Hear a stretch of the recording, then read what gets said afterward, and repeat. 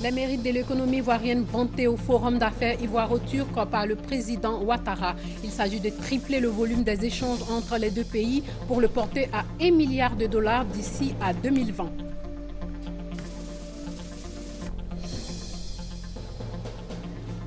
Les syndicats estudiantins suspendent leur mot d'ordre de grève après des perturbations dans les universités, grandes écoles, collèges et lycées en début de semaine.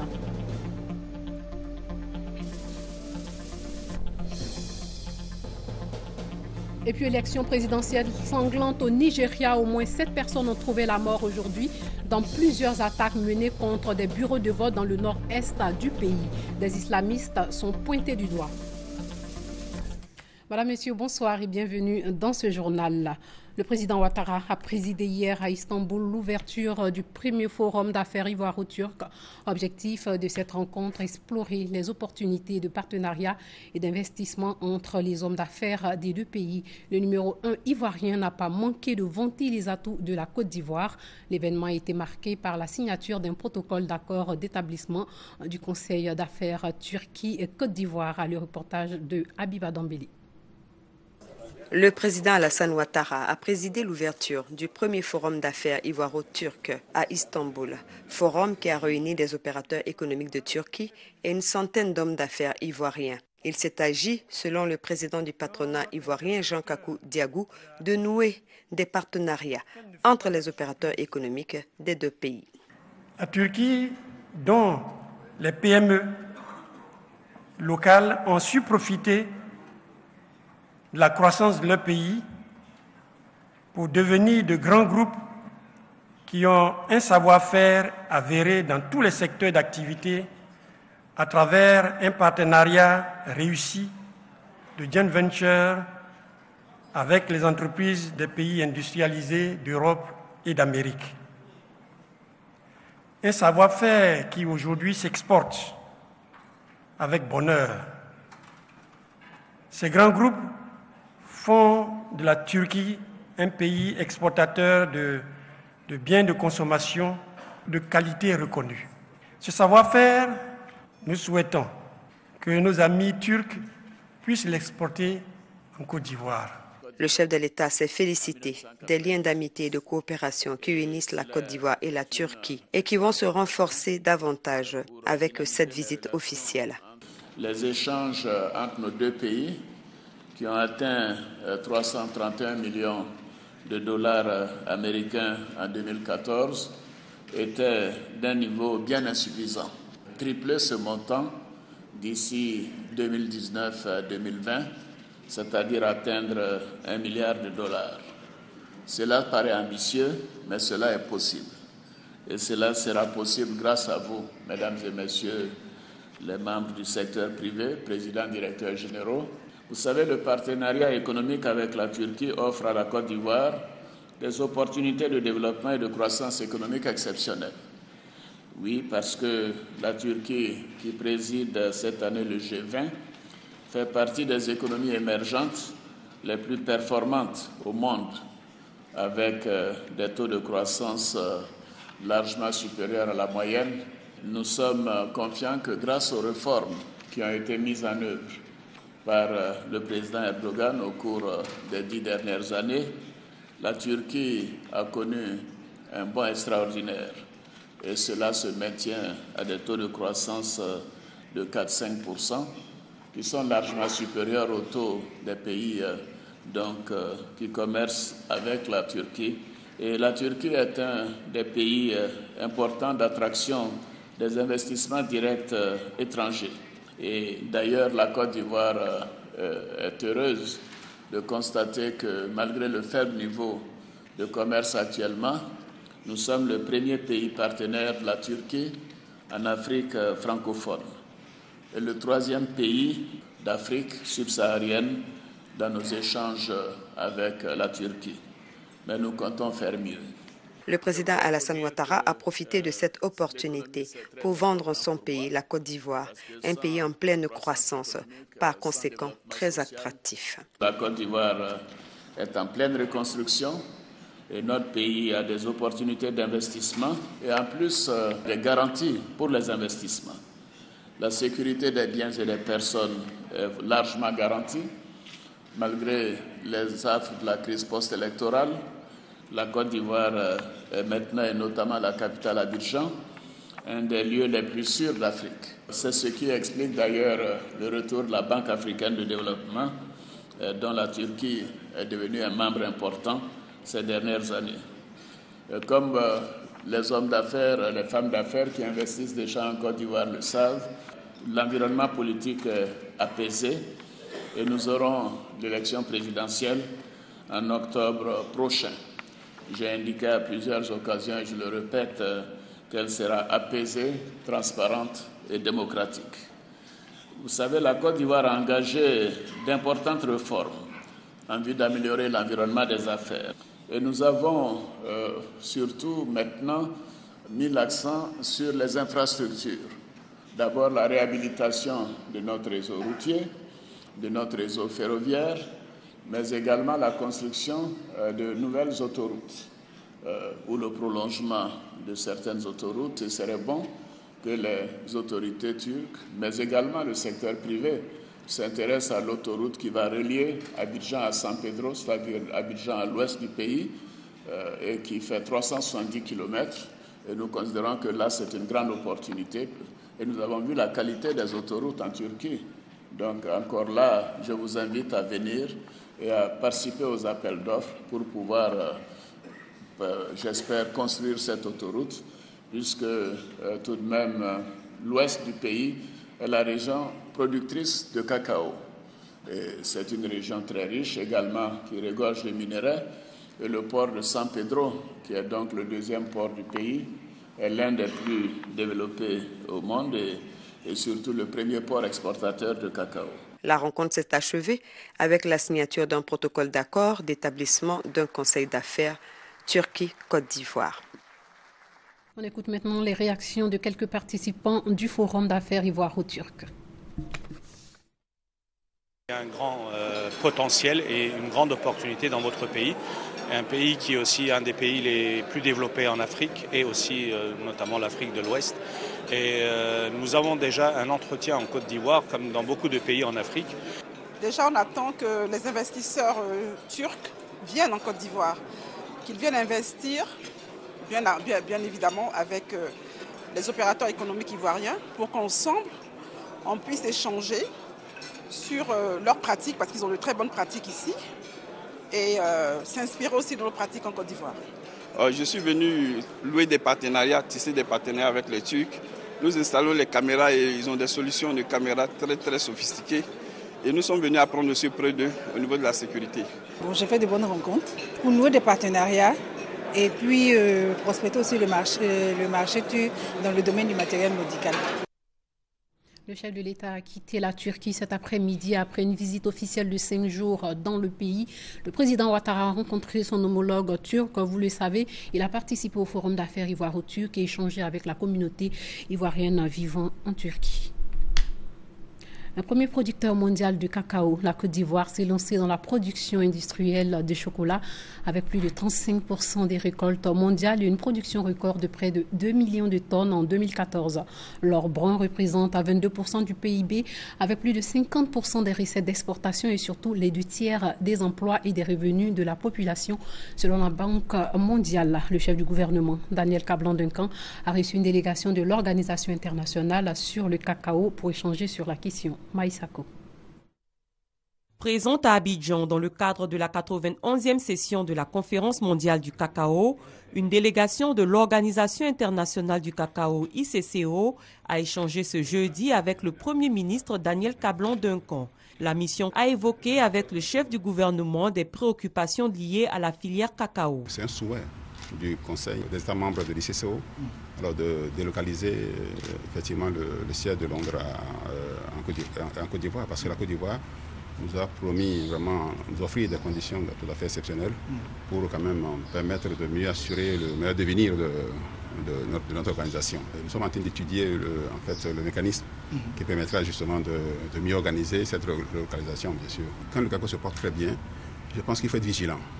Que ce n'est pas parce que le prix est assez intéressant aujourd'hui qu'il faut produire pour produire. Mais il faut réfléchir aussi à une stratégie qui permet bien entendu de savoir mieux gérer en fait, la production pour contrôler suffisamment le marché. L'Organisation internationale du cacao est une structure dont l'objectif est de favoriser le développement durable du secteur. Elle entend aider la Côte d'Ivoire à maintenir sa place de premier pays producteur mondial de cacao. 4e édition des Assises de la jeunesse à Abidjan en présence de 4 membres du gouvernement. Les jeunes ont été exhortés au travail. Le taux de chômage des jeunes en Côte d'Ivoire de 14 à 24 ans est de plus de 13% et le taux de chômage des jeunes de 14 à 35 ans est de 12% selon les chiffres de 2014 de l'Agence d'études de promotion et de l'emploi AGEP. Il faut résorber ce chiffre. Ici, on décrit séance tenante des lettres de motivation. Là-bas, on se bouscule pour s'arracher des prospectus d'entreprise. Plus loin, on se met en rang pour déposer son curriculum vitae. La 3e journée des Assises de la jeunesse grouille de monde et parmi tous ces visiteurs, des milliers de demandeurs d'emploi. Peut-être que j'ai fait de la comptabilité, mais s'il y a un poste de commercial qui se propose à moi, je pourrais y adhérer. Parce que j'ai aussi des compétences en commercial. Le curriculum vitae ne restera qu'un simple papier si derrière il n'y a pas la rage de vaincre, si derrière il n'y a pas d'objectif précis. Il n'y a rien de sorcier si certains y sont arrivés. Il n'y a pas de raison que d'autres n'y arrivent pas. Ce sont ces mots d'encouragement que 4 ministres du gouvernement sont venus dire aux postulants qui voyaient l'horizon s'obscurcir. L'innovation qu'ensemble, je l'ai dit bien, les partenaires sociaux et nous-mêmes avions obtenue, c'est de consacrer pour une fois pour toutes depuis 1960 à maintenant de consacrer la question du stage, de l'emploi, premier emploi, stage école, chantier école, toute cette question importante qui touche le lendemain, le devenir de notre jeunesse, que ce soit consacré dans le nouveau code du travail 2015. Je crois que c'est cela la nouveauté. Et en plus de ça, il y a un dernier point qui est assez important d'indiquer, c'est la part du budget de l'État qui est affectée aux PME. Donc par PME, on peut avoir des PME de jeunes qui sont créées. Et à ce niveau-là, il y a plus de 500 milliards de francs CFA de commandes qui seront passées par l'État, notamment pour acheter des ordinateurs, pour acheter des papiers RAM, pour acheter, en tout cas pour assurer le fonctionnement de l'administration. Plus de 500 milliards de francs CFA de marchés qui sont disponibles pour les PME ivoiriennes. Sur le plan fiscal, 1,2 million de crédits d'impôt sont donnés pour chaque emploi créé. Outre les personnalités politiques, les hommes du monde du cinéma et de la musique prennent aussi part à ces assises. Quel conseil donner à la jeunesse? Soyez, à la hauteur de vos ambitions. Le monde de demain vous appartient. La 4e édition des Assises de la jeunesse s'achève ce samedi par un concert géant au Parc des Sports de Trècheville. C'était un reportage de Ben Touré commenté par Hamza Diaby. Sachez qu'environ 1000 postes sont prévus pour permettre aux jeunes diplômés d'avoir des stages ou un premier emploi dans des entreprises privées, selon le président du comité d'organisation, Mamadou Touré. Le bilan demain dans le magazine du dimanche. Revenons sur la levée du mot d'ordre de grève des syndicats estudiantins. Il faut rappeler que des étudiants et enseignants étaient en grève depuis le lundi 23 mars dernier. Ils revendiquaient de meilleures conditions de travail. On écoute la déclaration de la FESI qui invite élèves et étudiants à reprendre le chemin de l'école dès la fin des congés de Pâques. Herman Niamien et Eric Gori.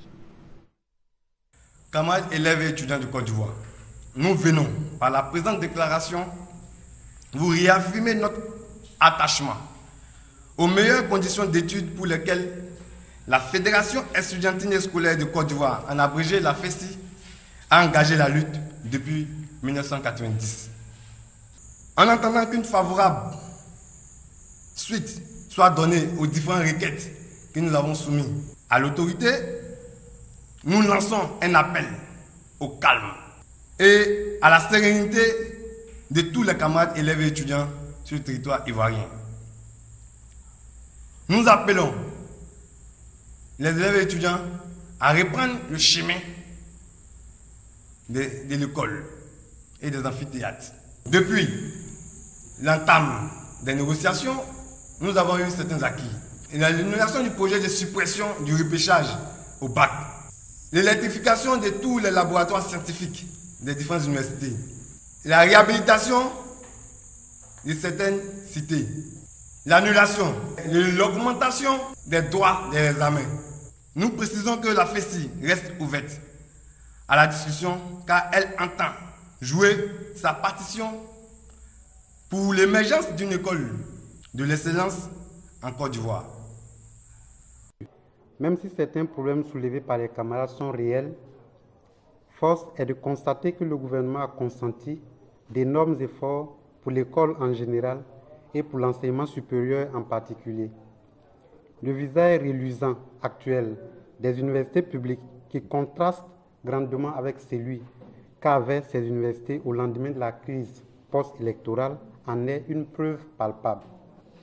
C'est pourquoi nous condamnons les actes de violence exercés sur nos camarades étudiants et les actes de vandalisme perpétrés par les grévistes.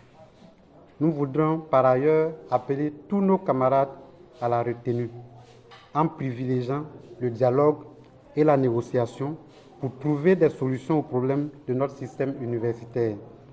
L'ensemble des associations d'étudiants demandent donc à leurs camarades étudiants de reprendre le chemin de l'école dès le retour des congés de Pâques. Nous invitons l'ensemble des organisations d'étudiants à plus de maturité et de responsabilité, en évitant des comportements visant à ternir l'image des associations d'étudiants et de l'étudiant nouveau en général. De plus, nous prions humblement nos enseignants de regagner les salles de classe et les amphis afin de nous distiller leurs connaissances chères à nos yeux.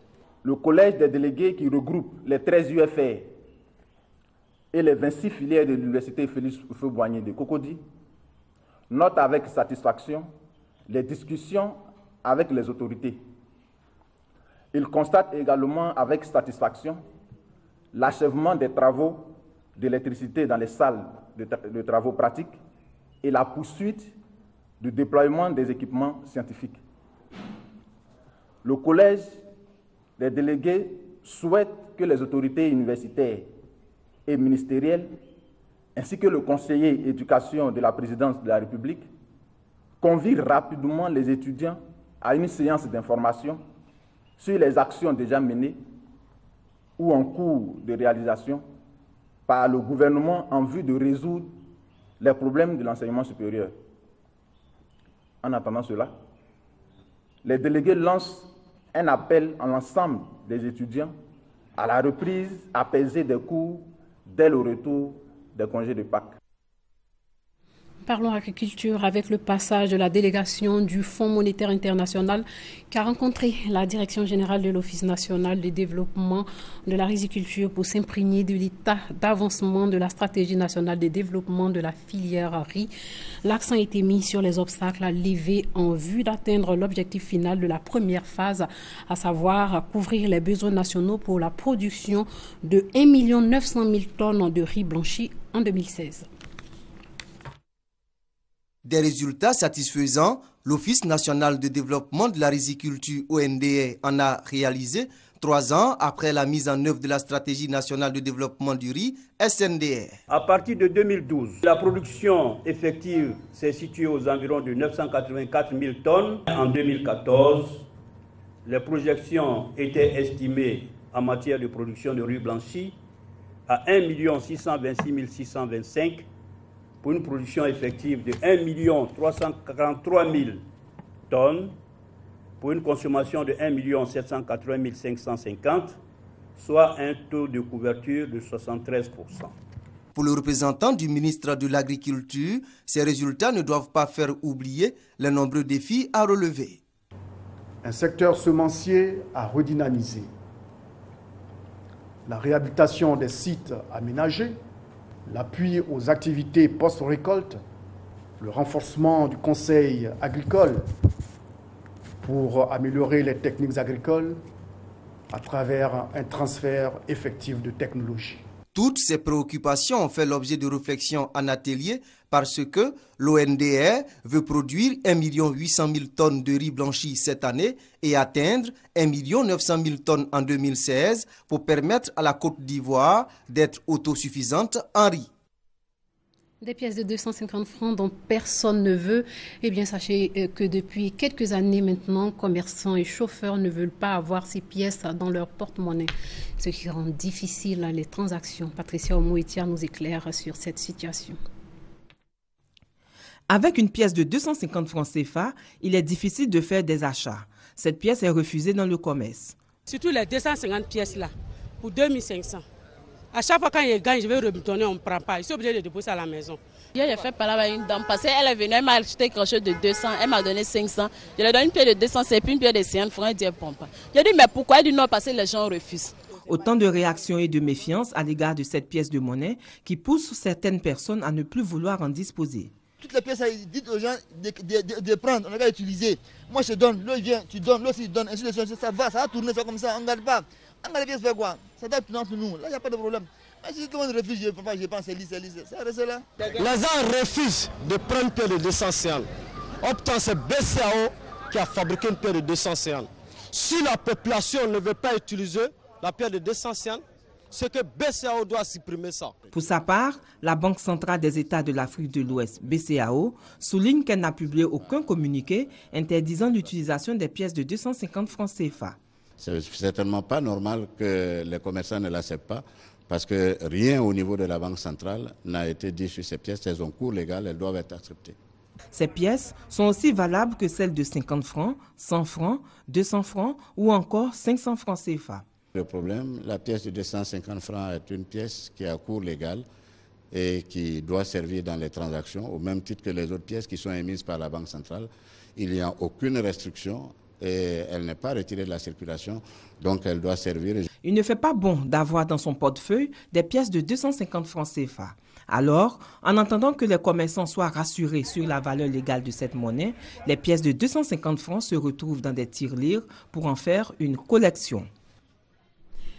Anzoumana Moutaye préside aux destinées du MFA, le mouvement des forces d'avenir. À l'unanimité du bureau politique, il va conduire les destinées du parti jusqu'au prochain congrès extraordinaire prévu avant le 15 avril prochain. Que devient Anaki Kobenan? La réponse dans ce sonore.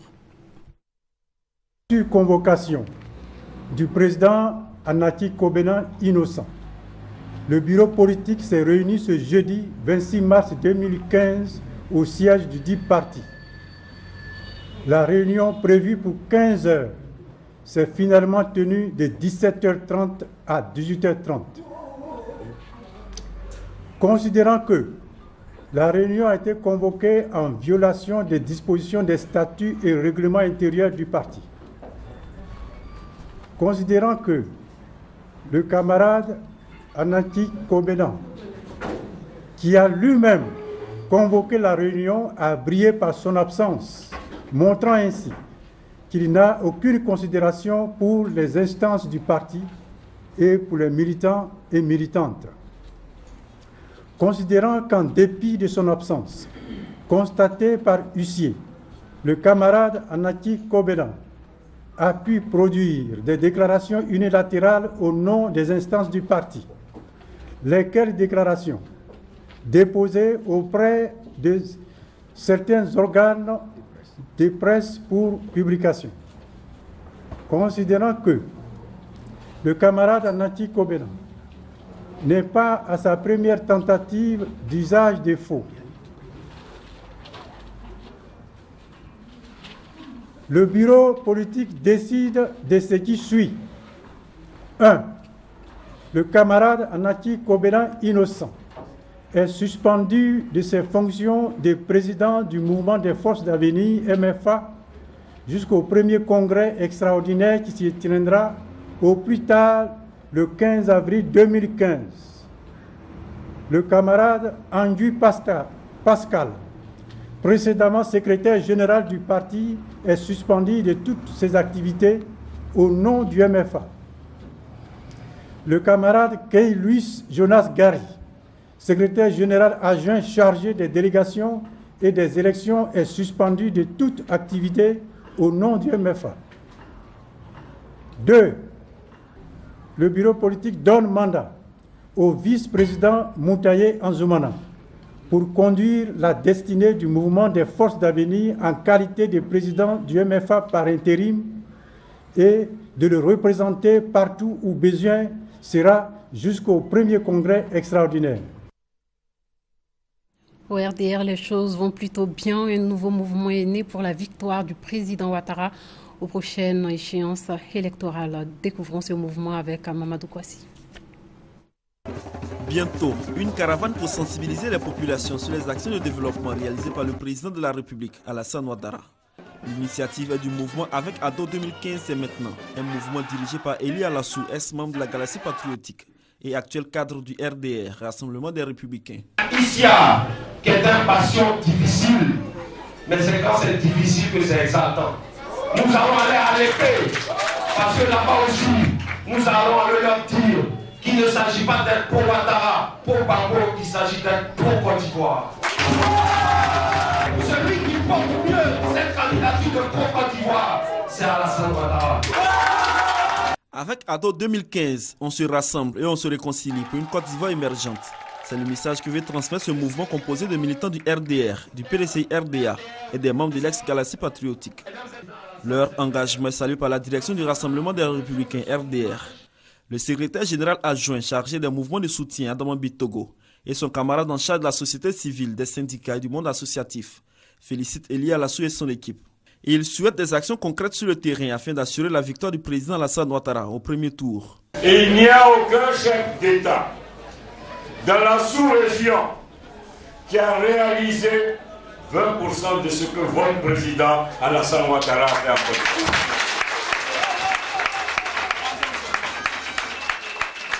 Et il a fait en 3 ans et demi. Je pense qu'un homme de cette dimension mérite une fois sur 5 ans qu'on puisse lui exprimer notre reconnaissance et notre fierté. Déjà, avec 1 millier de militants, le mouvement Avec Ado 2015 c'est maintenant compte ratisser l'âge avec la projection de films qui sera faite au cours de cette caravane qui démarre dans quelques jours et qui va sillonner tout le territoire national. Célébrer et reconnaître les efforts du président Ouattara en faveur des artistes de Côte d'Ivoire, c'est l'objectif de la Fondation des artistes de Côte d'Ivoire. Un film institutionnel de 26 minutes, Cœur qui parle, permet d'immortaliser l'action du président Ouattara. Le super prix Diamant a été décerné au chef de l'État, Franck Wadio.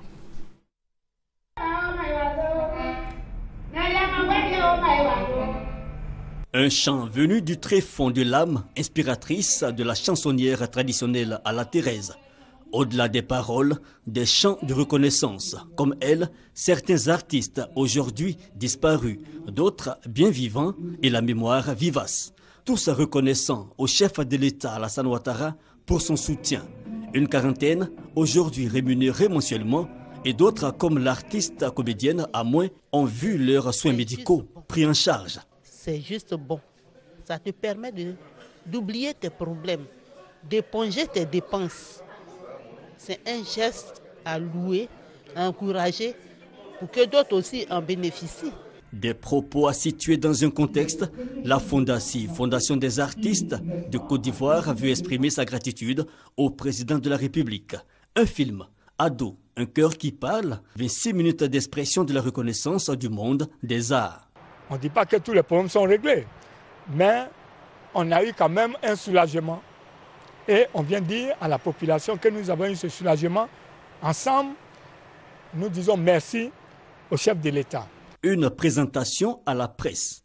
Au président de la République représenté par son conseiller à la culture et à la francophonie et aux acteurs du paysage culturel avant la grand-messe le 16 avril prochain. Ce jour sera consacré à la présentation officielle du film de 26 minutes, Ado, un cœur qui parle. Le président de la République, d'ailleurs désigné par la Fondation, super prix Diamant des mécènes des arts et de la culture. Les directeurs de l'INS et du Fonds de prévoyance sociale ont été primés. On en sait plus avec Serge Koléa.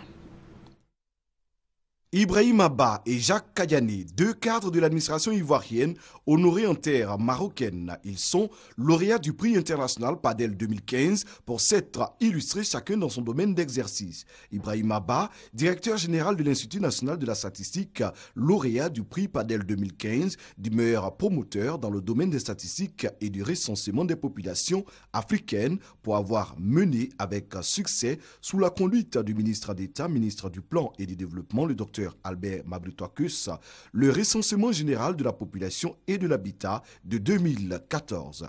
Le commissaire principal Jacques Kadiané, directeur du fonds de prévoyance de la police nationale, a lui reçu le super prix diamant du meilleur promoteur dans le domaine des fonds de prévoyance sur le continent.